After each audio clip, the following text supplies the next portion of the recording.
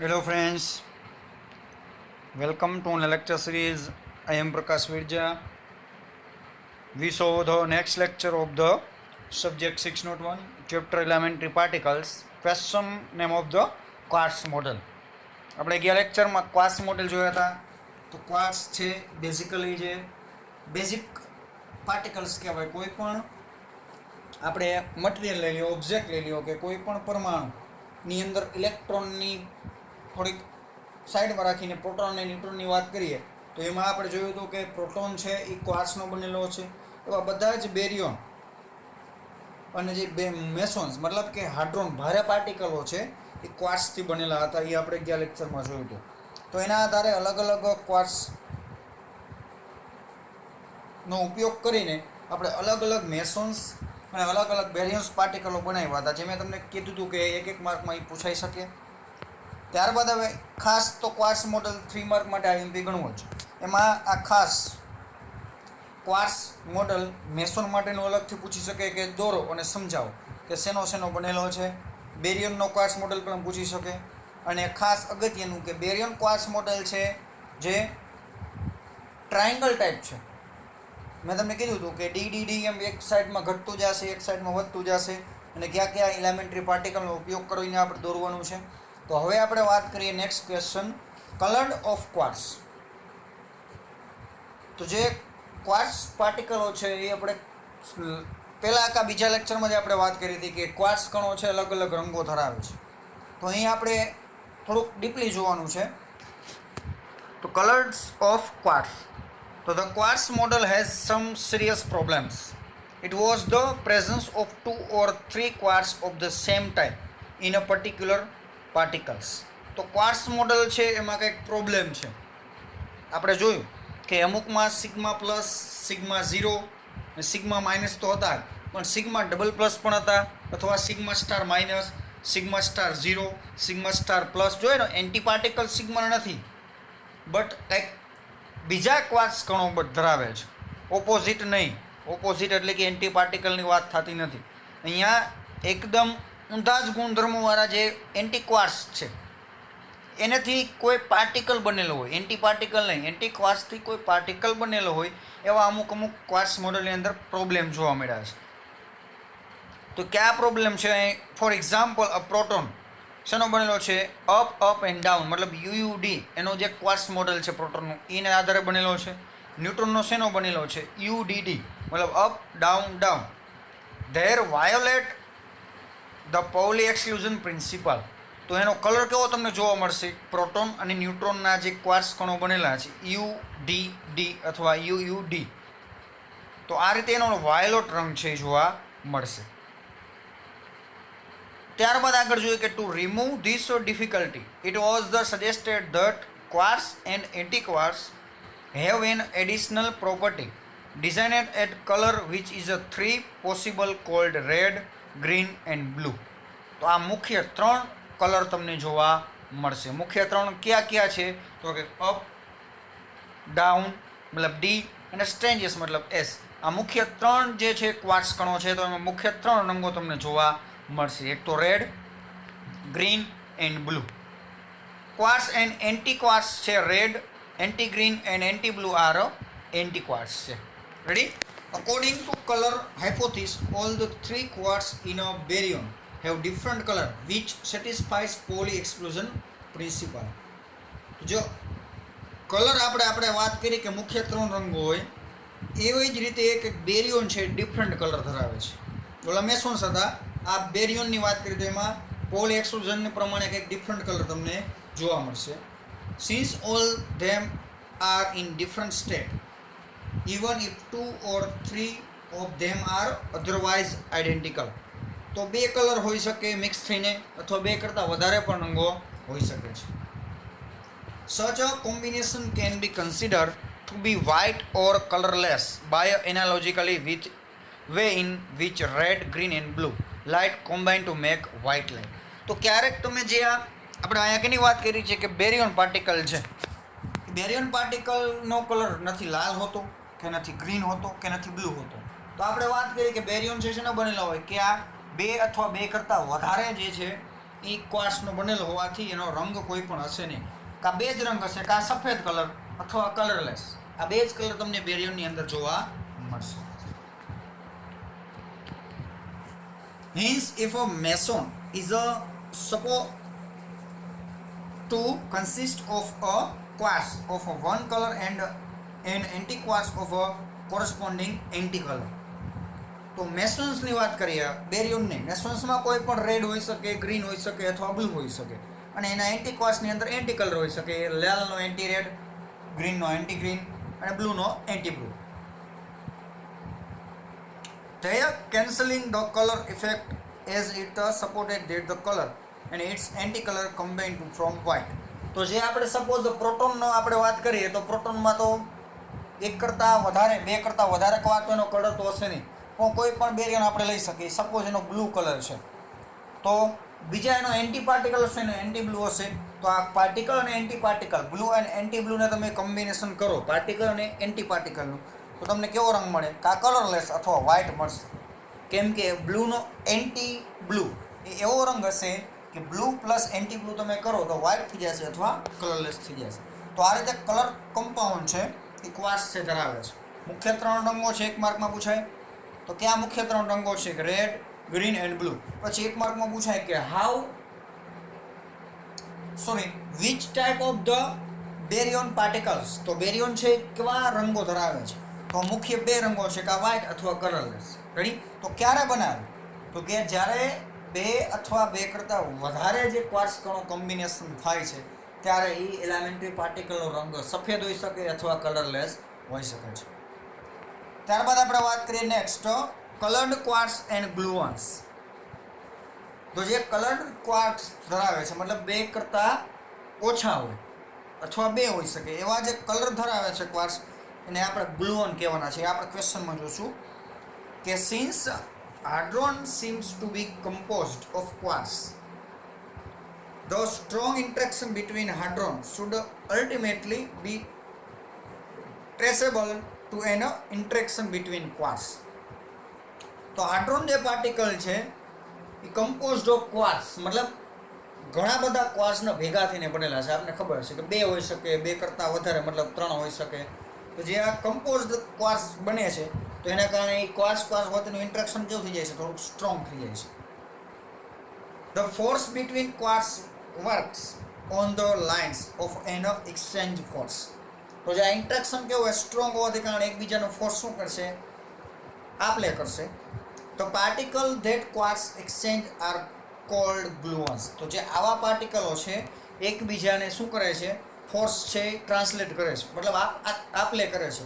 તો જે એવા પાર્ટિકલો છે કે જેનો એકબીજાનું બળ છે આપલે કરે છે, એવા પાર્ટિકલને શું કહેવાય? ગ્લુઅન. મતલબ ચોટેલા હોય. આપણે ગ્લુ મૂકીએ છીએ ચોંટવા માટે. તો એવા પાર્ટિકલો ચોટેલા હોય એવું તમને લાગતું, અને એકબીજાનું ફોર્સ છે શું કરતા હોય? ટ્રાન્સફોર કરતા હોય, એક્સચેન્જ કરતા હોય. તો એવા પાર્ટિકલને શું કહેવાય છે? ગ્લુઅન્સ પાર્ટિકલ છે આપણે કહેવાનું છે. ત્યારબાદ ગ્લુઅન્સ આર માસલેસ. ખાસ 1 માર્કમાં પૂછાય. ગ્લુઅન્સ છે માસલેસ, એનું કોઈ દળ હોતું નથી. સ્પિન 1 પાર્ટિકલ્સ ટ્રાવેલિંગ, અને સ્પિન કેટલું હોય છે? +1 હોય છે. Travelling at the speed of light. Mass હોતું નથી એટલે કોઈ પણ પ્રકારનું દ્રવ્યમાન ધરાવતા નથી, દ્રવ્યમાન રહિત છે. એટલે સ્પીડ કેવી છે? લાઇટની સ્પીડ જેટલી સ્પીડ છે. માસલેસ છે, સ્પિન 1 છે. And each 1 carriers of colour and anti colour. અને જે આ ગ્લુઅન્સ પાર્ટિકલ છે શું ધરાવે છે? કલર્સ એન્ડ એન્ટી કલર્સ પણ ધરાવે છે. તો gluon must therefore be represent as a combination of color and different anti-color. તો આપને ખબર છે ક્વાર્ટ્સ અલગ અલગ હોવાના, તો કલર પણ અલગ અલગ હોવાના. તો કલર એન્ડ એન્ટી કલરનું મિક્સ થઈને શું બને છે? ગ્લુઅન્સ પાર્ટિકલો છે એ બને છે. For example, a blue quartz which emit a blue anti-red gluon become a red quartz, and a red quartz that absorb this gluon become a blue quartz. તો આ રીતે શું આપ્યું છે? એક્ઝામ્પલ આપ્યું છે. કોઈ પણ એક બ્લુ કલરનો ક્વાર્ટ્સ હોય તો એમિટ શું કરશે? Blue anti red. જે આ બ્લુ કલરનો ક્વાર્ટ્સ છે એનો એન્ટી ક્વાર્ટ્સ કેવો રંગનો હશે? રેડ કલરનો હશે. અને બેને કોમ્બિનેશન શું બનશે? ગ્લુઓન બનશે. become a red quartz and a red quartz that absorb this gluon. Blue quarks તો જે એબ્સોર્બ થઈને શું બનાવે છે, એમિટ માત્ર તમને લાલ લાઇટ જ કરશે, બિકોઝ એમિટ શું કરશે, એબ્સોર્બ શું કરશે, સોરી શોષશે કયો કલર, બ્લુ કલર શોષશે ને એમિશન કયો કરશે, red colour. Thus the field that bind the quartz is a color field. The theory of how quartz interacts with each other through color field known as a quantum chromodynamics. તો આ રીતે જે colour field બનાવે છે, એક colour શોષીને બીજો colour emit કરે છે, તો જે આ ઇફેક્ટ છે, ઇફેક્ટને કયા થિયરીને નામ આપવામાં આવ્યું છે, તો કે ક્વોન્ટમ ક્રોમોડાયનેમિક્સ નામ આપવામાં આવેલું છે. The mesons and baryons are colorless as these contain 2 or 3 quartz or antiquartz which combine to form colorless meson on baryon. So the meson and baryon are colorless and these contain 2 or 3 quartz. તો જ્યારે આપણે ખબર છે, આગળ વાત કરી કે જ્યારે 2 અથવા 2 કરતાં વધારે ક્વાર્ટસ કોમ્બિનેશન થાય છે, તો જે મેસોન અથવા જે બેરિયોન્સ બને છે કેવો હોય, વ્હાઇટ અથવા કલરલેસ હોય. ત્યારબાદ આપણે વાત કરીએ, નવું નામ આપવામાં આવ્યું છે અપ, ડાઉન અને સ્ટ્રેન્જેસ આપણે જોયા હતા. ત્યારબાદનો fourth type of quarks, charm quarters.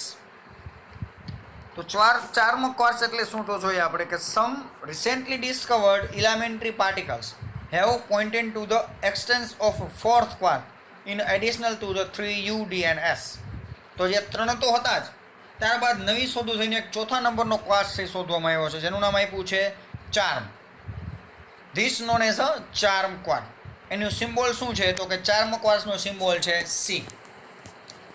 The charge of charm quartz plus 2/3.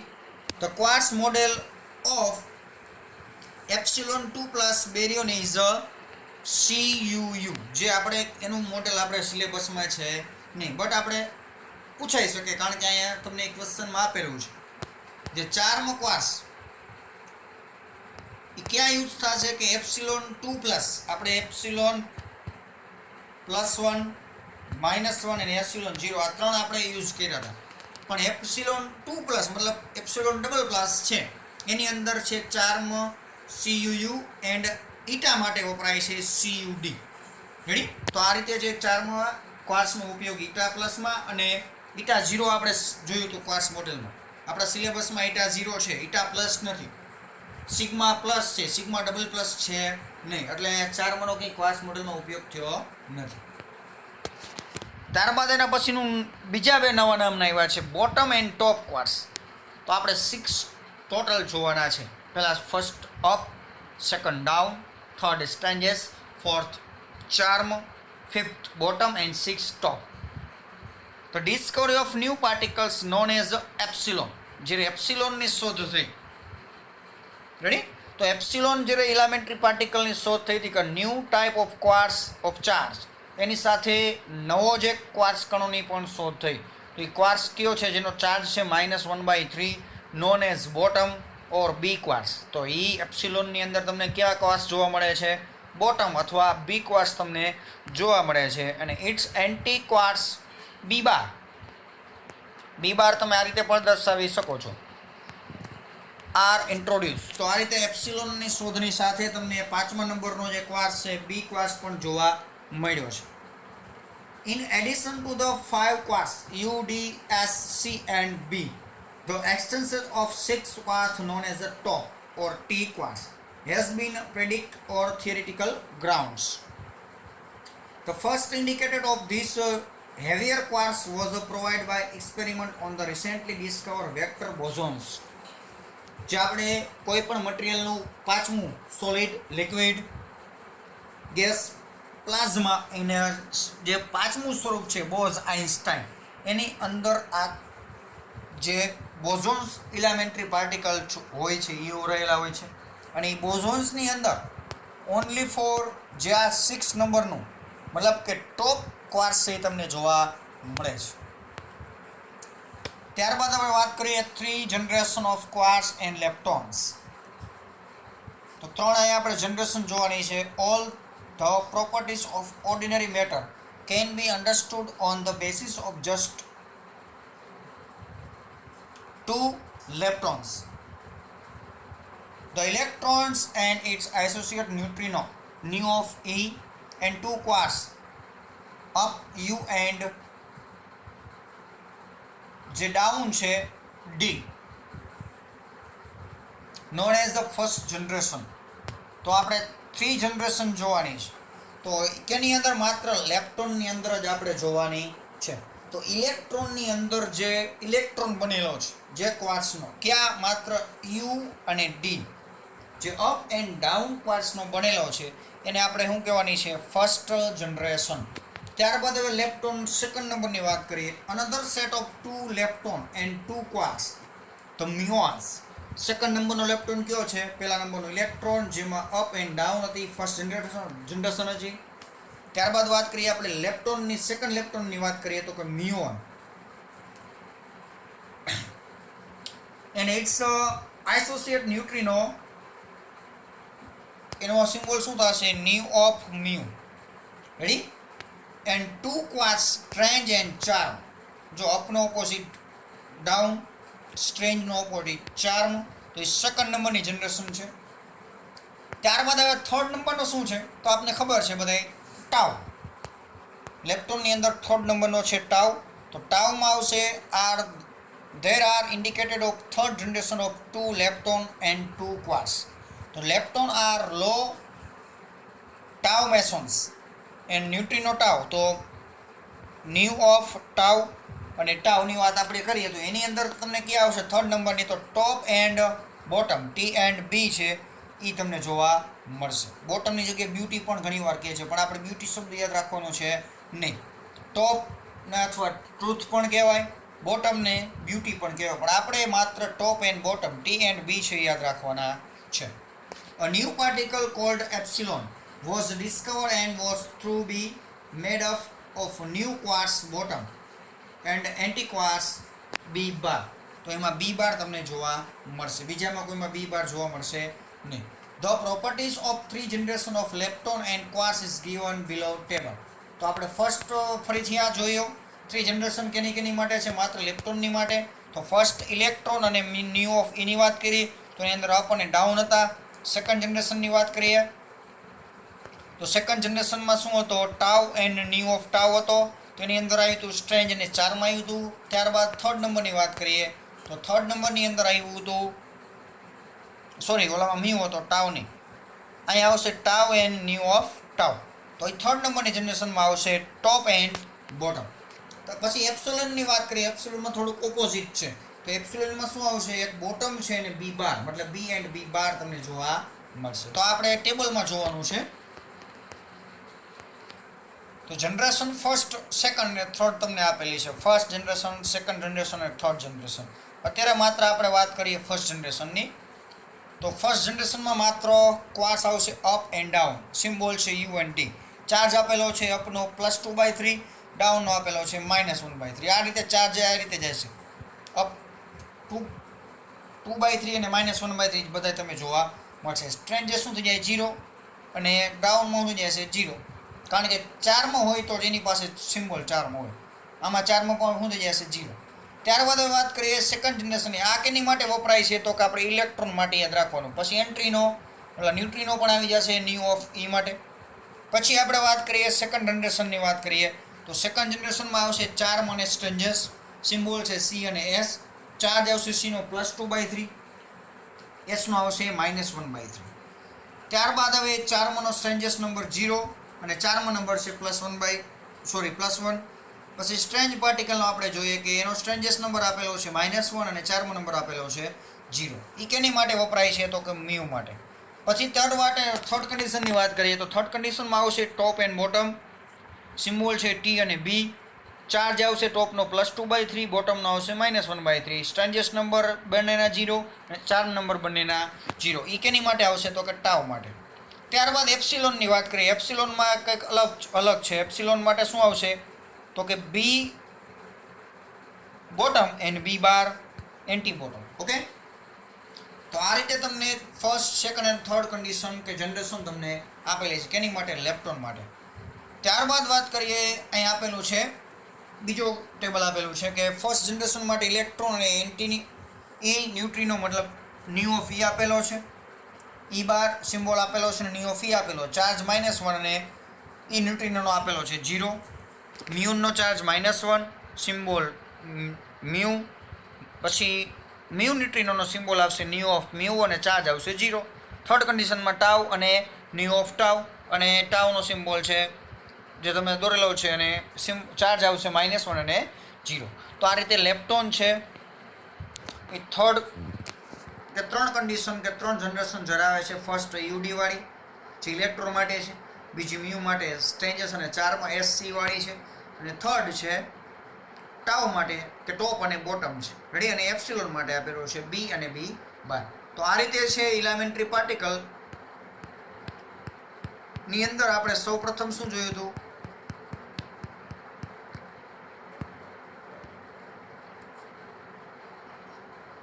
ઇલેમેન્ટરી પાર્ટિકલમાં આપણે સૌપ્રથમ ક્લાસિફિકેશન જોયું હતું. ક્લાસિફિકેશન બાદ એને આપણે પૂર્ણ સ્વરૂપમાં આપણે જોયું હતું કે ફર્સ્ટ આપણે થર્ડ ટાઈપમાં ડિવાઈડ કર્યા હતા. એની અંદર સ્ટેપ બાય સ્ટેપ આપણે દરેકનું ઇન્ટ્રોડ્યુસ જોયું હતું. ત્યાર પછી એના ક્વોન્ટમ નંબર જોયા હતા, પછી એની વચ્ચે ઇન્ટરેક્શન લાગે છે એ જોયું હતું.